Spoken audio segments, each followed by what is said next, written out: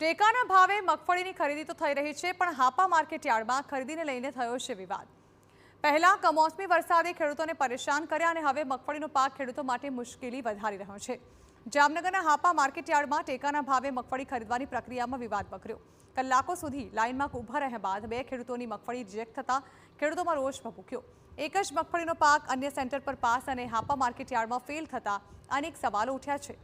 ખેડૂતોના કહેવા પ્રમાણે મગફળીના પાકમાં ધૂળ લાગેલી હોવાથી હાપા માર્કેટ યાર્ડમાં પાક રિજેક્ટ કરવામાં આવ્યો હતો। રિજેક્ટ થયેલી મગફળી અન્ય દલાલ 1100 રૂપિયામાં લેવા તૈયાર થયા હોવાનો ખેડૂતોએ આક્ષેપ કર્યો।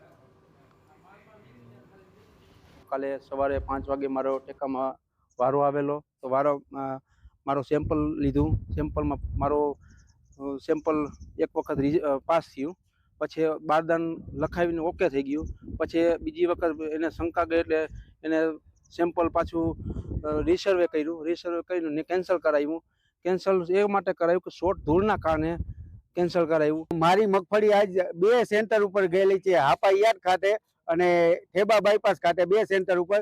એમાં હાપા યાર્ડ ખાતે મારી મગફળી રિજેક્ટ કરવામાં આવેલી છે અને ઠેબા બાયપાસ એ જ મગફળી સેમ એ જ વકલ અહીંયા પાસ થઈ ગયેલો છે, અત્યારે જોખાઈ ગયેલી છે। અમારે સરકારને એટલો પ્રશ્ન પૂછવાનો કે કોઈ મગફળી એવી સુયા વગરની હોઈ શકે છે જે ઉપર આવે એવી?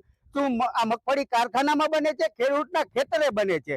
એવી મગફળી હજી ક્યાંય કોમ્પ્યુટરમાં બનવાની નથી। તો ખેડૂતોનું કહેવું છે કે ખેડૂત માટીમાં જ પોતાનો પાક ઉગાડે છે, એટલે માટી વગરનો રિફાઇન કરેલો પાક ઉગાડવો શક્ય નથી। માટીના કારણે મગફળીના સેમ્પલ ફેલ થવાની બાબતે ખેડૂતો રોષે ભરાયા હતા। જો કે સમગ્ર મામલે સેન્ટર સંચાલકે નિવેદન આપતા કહ્યું હતું કે યાર્ડમાં ખેડૂતોને સંતોષ થાય તેટલી વખત સેમ્પલ કરાવી શકાય તેવું આયોજન કરાયેલું છે।